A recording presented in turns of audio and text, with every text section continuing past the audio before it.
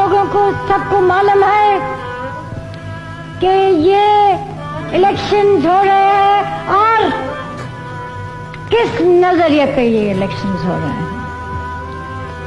अवाम ने तो अपना ख्यालात दे चुके हैं।